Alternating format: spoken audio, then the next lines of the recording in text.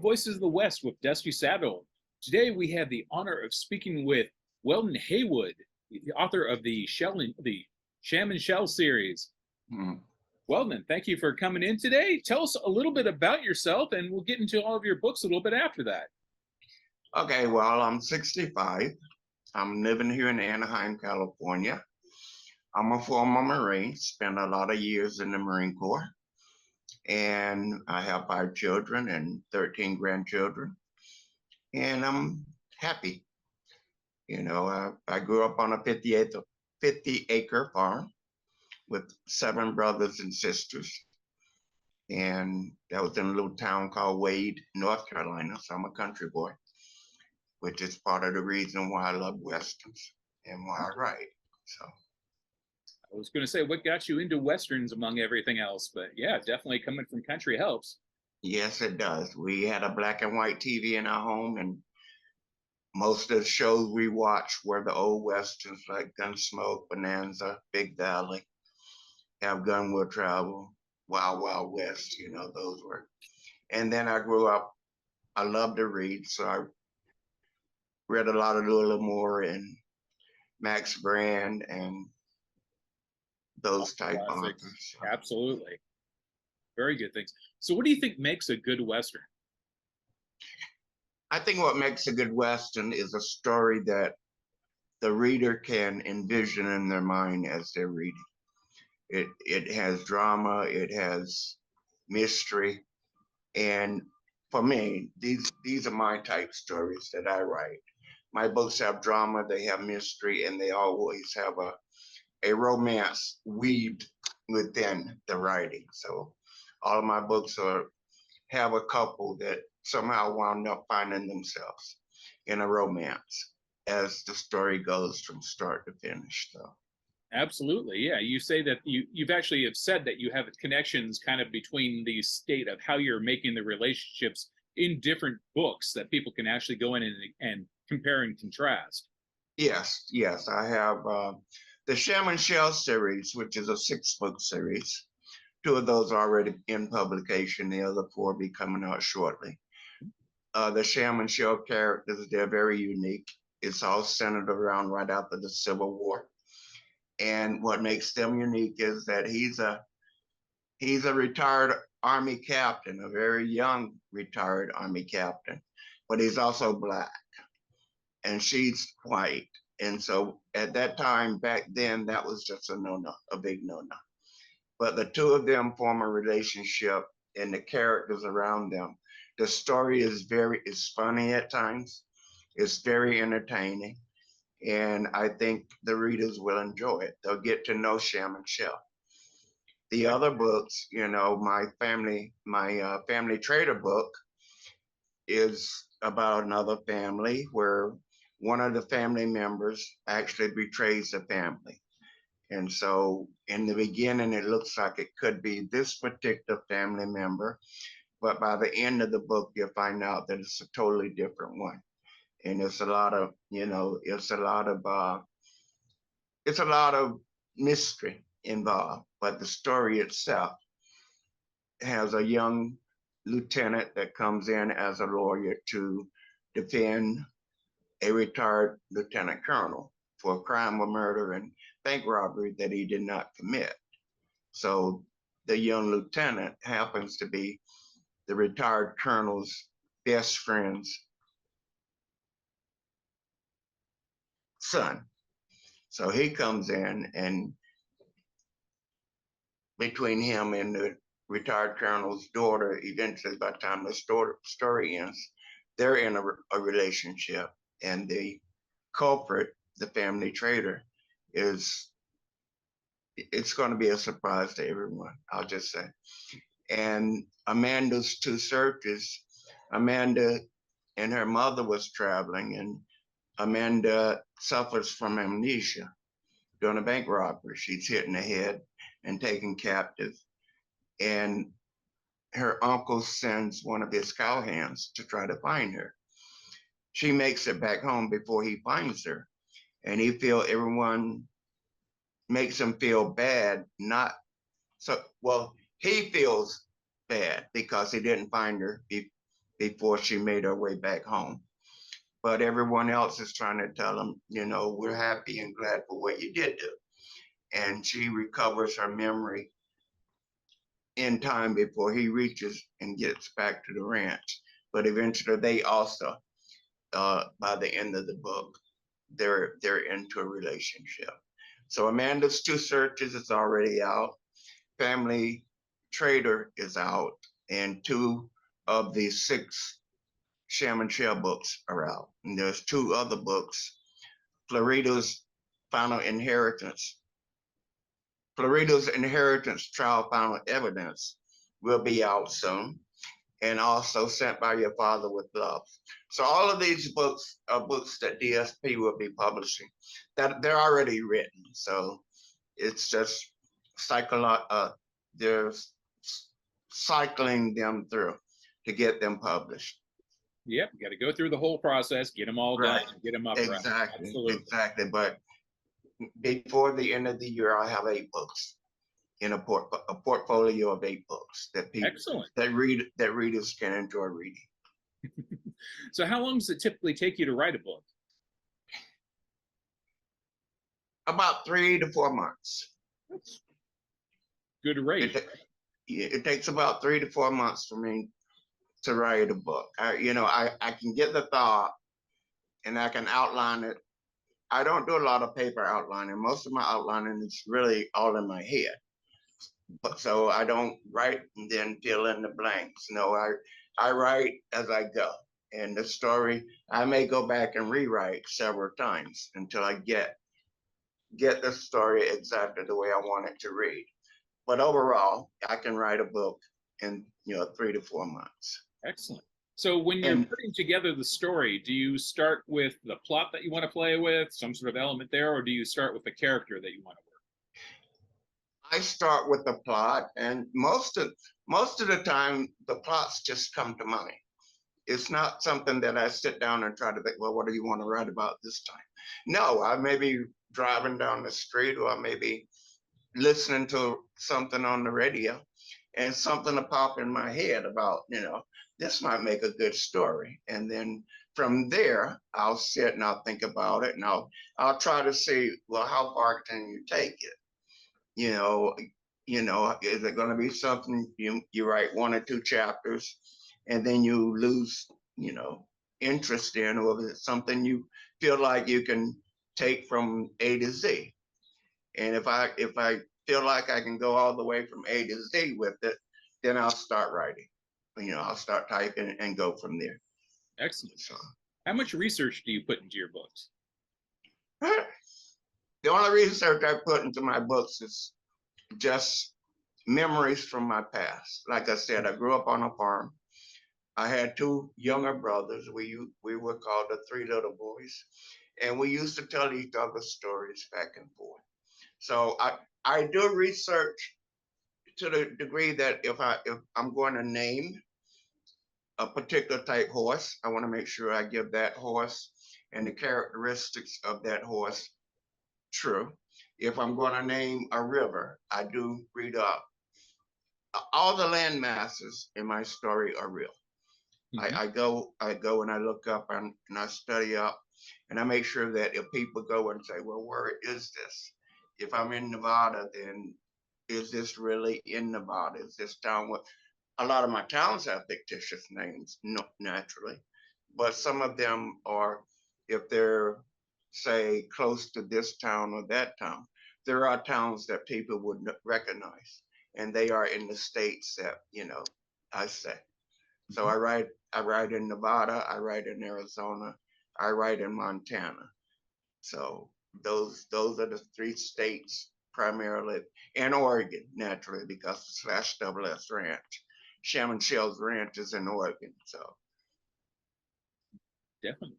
So we can pretty solidly map out where all of your stories are taking place and whether or not the actual town is. I mean, half the towns that existed in the West don't exist now anyways. Exactly. You're not losing anything one way or the other. No. No, but the settings, everything is from that era. I'm a Civil War buff. I love reading about it. So all of my stories are centered right after it ended. Yeah. You know, in the 1870, late 1860s, 1870s is the time period that all my stories are written around. You know, it's a time of massive change and upheaval of society. Everybody's shifting west. It's enormous number of stories that can come out in that time. Yes, yes, yes. It's always a good thing. So when you get your idea for the story, what happens next? When I get an idea for the story, then I just sit down on my computer and start typing. All right. You know, I'll come up with a title. I always title the book. The book has a title before the first word is ever written. I know what I want to call the book. So everything then goes back and be linked to make sure that it fits the title. You know, I named the book Sham and Shel before I even gave Sham and Shel last names. I knew the characters were going to be called Sham and Shel, the short for Shamrock and Shelton. And Shelton is an odd name for a female, which is why we call her Shel for short. But I knew the book series was going to be Sham and Shel. So all of my titles, every book I write, I always give it a title before I start typing. And then once I start typing, you know, I live alone, so I don't have the worry of being disrupted, or, you know, I can sit in silence. And once I start typing, I just go from there. And I'll go and I'll write the paragraph, and then I'll reread the paragraph. And when I'm satisfied, then I go on to the next paragraph. But you know, it's a slow process, but I want to make sure that the story has continuity. I want I want I want it to have flow. Okay. I don't want it to be back and forth, herky jerky, and all of that. I just wanted a smooth path as you're reading. So, and you don't really have to do a lot of guessing. Well, you guess about what I may say next, but you don't have to guess about what I was trying to say. I want to try to make my story narrative very easy to understand. So you've got the whole characters like Sham and Shel in your head. Do you have all of their personalities, the whole nature of who their family relations, all that already set up in your set up to go? Mostly, mostly. I know what I want the character to represent. I know what qualities and characteristics that I want my characters to have. Some are serious, some are humorous, you know, but yes, I know how I want them to appear and present themselves, Are and your and add it into the flow of the story so it fits. are your characters based on people that you have known, or where do you get the ideas for the characters from? The only thing about my characters that's related to people that I've known are their names. Has nothing to do with the way I depict them. I name them after my brothers and sisters. I name them after my friends. But as far as their mannerisms and their personality, no, they're all made up. Very good. So with 6 books in the overall Sham and Shel series, are you finished with that, or is it still going to keep going once we get those all caught up to you? That's debatable, because to be honest, Shel's little sister Alice, which people will fall in love with her freckled face. Um, I want to write a story about Alice after she grows up. So I don't know if the actual Sham and Shel series past book 6, if there'll be a book 7 with that title. But I want to write a spin-off for Alice because she's a character. She and you know and that's been done before. You know, she's only 7 now, so if I write a book about her, it'll be when she's 16, 17, going through, you know, advanced girls' school and somewhere, and Shel may have to go help her out of a crisis. That's what I'm leaning towards. But got a while yet before I need to get there. Get the rest of them all caught up before then. Yes, definitely. Exactly. So, but that's if the series continues, like all 6 books are already written, and I don't know if I'm writing now about other topics. That's why I wrote the Family Trader and Amanda's Two Searches, and I'm trying to have them released in between the Sham Shel books. So right now, good. Amanda's Two Searches were released last Friday of this taping, and Sham Shel series book 3 will be released next week. And before Sham Shel 4 is released, I will have the Sent by Your Father with Love book. So I'm doing Sham Shel, Family Trader, Sham Shel, Amanda's Two Searches, Sham Shel, Sent by Your Father with Love, Sham Shel, Flerita's Flerita's Inheritance Trial Final Evidence. So the Sham Shel book will have a book in between, sandwiched in between them, as they're being released. I was told that I wrote a short story. It's titled $1,000 Reward on an Innocent Man. And it's going to be included in an anthology. I get that word mixed up. I'm tongue tied. Anthology series that DSP will be putting out. Yes, it's going to be it's going to be one of the stories included in that. So that's another book. And when they do the second series, I also wrote Collecting a Reward on Himself, because they wanted something, centered around bounty hunters. So I wrote those 2 short stories, and they're going to be included in the DSP project.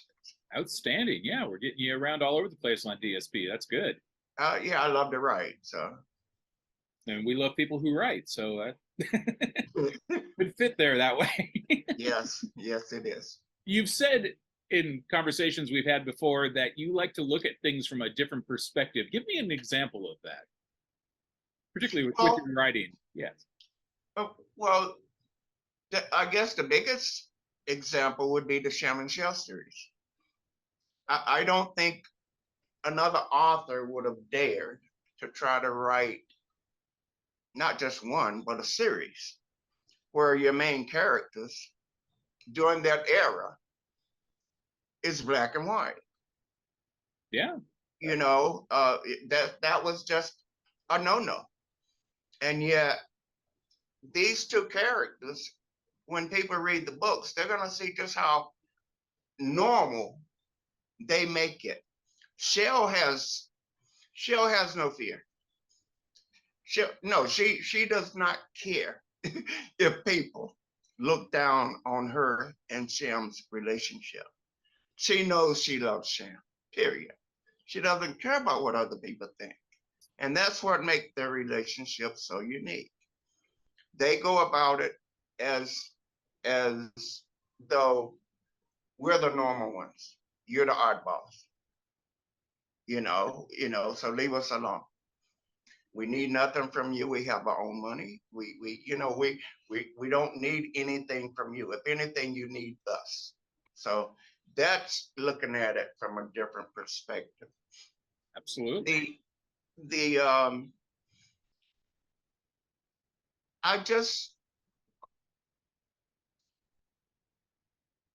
A lot of people, when they read a Western, or a lot of people, when they think of a Western, they think of the shoot 'em up, kill, bang, bang, boom, boom. There's very little shooting in my books. I don't believe in violence. And so I can write a Western, I can write a book about the Old West without having to shoot somebody every 5 minutes. That's different. No, seriously. Hollywood beats there. There are some killing, but it's not like every chapter somebody gets shot.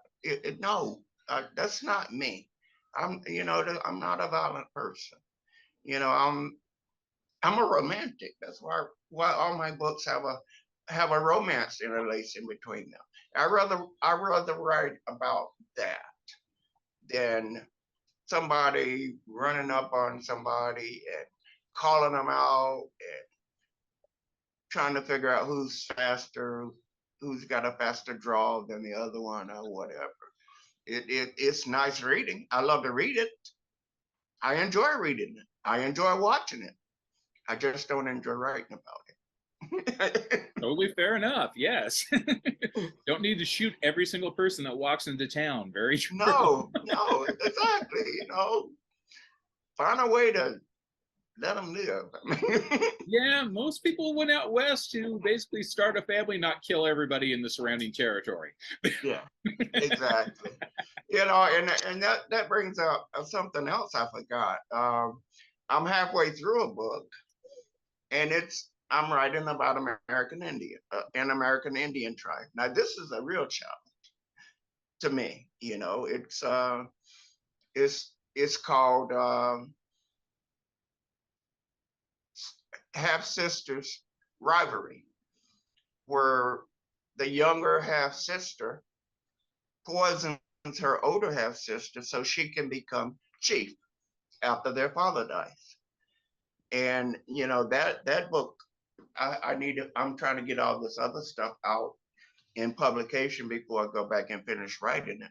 But that's my first attempt at writing about and trying to include and keep the Indian culture real in the That book. takes a lot of research. Yeah. Yes, it's a challenge. So, and I'm enjoying it. I love it because I learn a lot. I learn a lot about the Indian tribes and their cultures and whatnot. And I'm looking forward to hopefully getting back to finishing, starting back to write that early October so I can get it finished. But yeah, but again, there's people think of cowboys and Indians as always woo woo and arrows flying and yeah. No, no, it's one guy. This tribe used to come to their ranch. There was a wandering tribe, and they would come there, through the summer and spend 2 weeks. And he became friends with 40 young Indians, and now they haven't been in a few years, and he's going out to try to find out why. And when he finds a tribe, he finds that one of his friends are dead, killed by the sister, and the half sister and her friend, so they could become the chief and what's called the head warrior. Now he's got to go and find if he can find the sister that was poisoned because she was taken captive as a squaw. So now he's got to go find her and bring her back to the tribe. So, and that's all that just came into mind. You can write about this, and now I'm just slowly Nice. We'll look taking it forward from to seeing that A. one. Definitely. It's a good thing. What would be your best bit of advice that you can give to a new writer who's trying to get going on Westerns? The best advice I can give to anyone that wants to write a Western or any book is to be committed. Be committed and be willing to make a change when necessary. Be willing to even rethink your whole plot if necessary. If otherwise, you may write yourself into a corner you can't write yourself out of. So if you're going to write, be committed. Don't listen to the outside noise of people trying to tell you or convince you what you're doing isn't worth it. If you love writing, then write. But also understand that just because you love writing doesn't mean everybody's going to love what you write. So, stay committed.